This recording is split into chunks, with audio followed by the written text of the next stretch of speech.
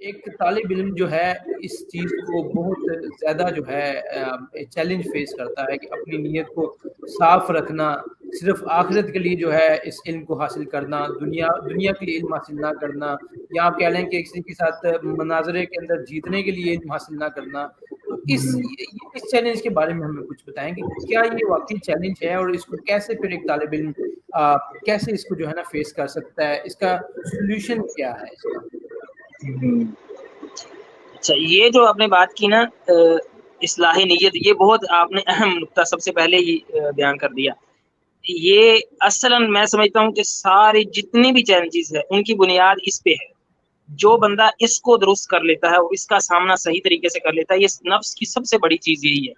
جس نے اس کو ٹھیک کر لیا نا نیت کو، اور اس کو صحیح راستے سے اس نے یعنی اپنے یعنی صحیح راستے پہ لے آیا اس نیت کو، تو وہ سمجھیں کہ اس سے باقی سب چیزیں حل ہو جائیں گی۔ تو اس کے بارے میں یعنی اگر ہم نیت کی بات کریں تو سب سے پہلے ہم نے جیسے کہا علم کی بات کی، تو علم کو اگر آپ نیت کو اپنا ٹھیک کرنا چاہتے ہیں علم حاصل کرنے کے لیے، تو سب سے پہلے یہ بات ذہن میں انسان کو رکھنی چاہیے کہ علم عبادت ہے۔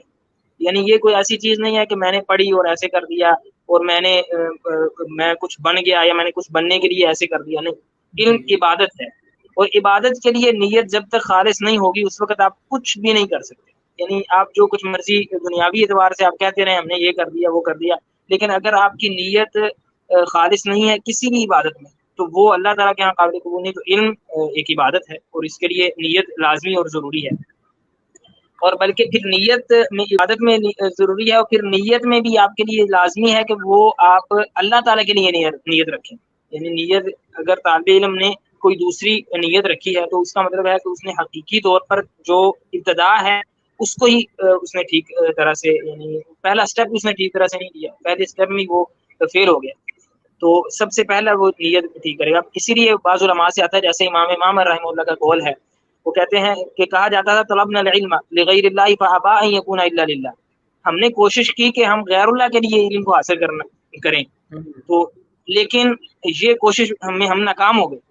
کیونکہ علم جو ہے وہ انکار کر دیتا ہے بھئی اگر اللہ تعالیٰ کے لیے حاصل کرنا ہے تو ٹھیک ہے میں حاضر ہوں، وگرنہ نہیں۔ وگرنہ آپ دنیا کے اعتبار سے جو کچھ مرضی بن جائیں گے، دنیا والوں کے سامنے بھی شاید آپ کی بڑی وقت ہو جائے، لیکن اگر آپ اللہ تعالیٰ کے لیے حاصل کریں گے تو ہی آپ کو حقیقی علم حاصل ہوگا، وگرنہ نہیں۔ تو یہ یعنی نیت جو اصل یعنی اللہ تعالیٰ کے لیے۔ دوسرا، ہم اسی میں اگر نیت کے اندر دیکھیں تو نیت کا اب ہم نے نیت کر لی کہ اللہ تعالیٰ کے لیے حاصل کرنا ہے، لیکن اس کا مقصد کیا ہے؟ یعنی علم کا مقصد یہ بھی نیت کے اندر شامل ہے۔ ہر ایک عبادت میں دو چیزیں ہوتی ہیں، ایک کس کے لیے ہے اور مقصد کیا ہے۔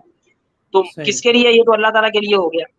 اب دوسرا کہ اس کا مقصد کیا ہوگا، تو اس کے لیے امام احمد رحمہ اللہ کا بڑا پیارا قول ہے کہ ان سے پوچھا گیا من نیت کیا ہے، تو فرمانے لگے ان تنفی الجہل عن نفسک وان تعلم غیرک۔ یعنی یہ سیدھی سی بات ہے کہ آپ اپنے آپ سے لا علمی کو دور کریں۔ یہ آپ کے علم کا مقصد سب سے پہلا یہ ہونا چاہیے کہ میں ایک فلاں چیز کو نہیں جانتا، فلاں چیز میرے علم میں نہیں ہے۔ اللہ تعالیٰ کی بات کیسے کرنی، جیسے ہم نے شروع میں کہا کہ علم نافع کی تعریف یہ ہے کہ اللہ تعالیٰ مجھ سے کیا چاہتے ہیں، یہ بات اصل ہے۔ اگر تو یہاں پر بھی وہ اصل میں یہ دیکھے کہ مجھ سے اللہ تعالیٰ کیا چاہتے ہیں، میں اپنے آپ سے جہالت کو دور کروں۔ ان تنفی الجہل عن نفسک، اپنے آپ سے جہالت کو آپ دور کریں کہ میرے جو مجھے کسی چیز کا علم نہیں ہے تو مجھے علم حاصل ہو۔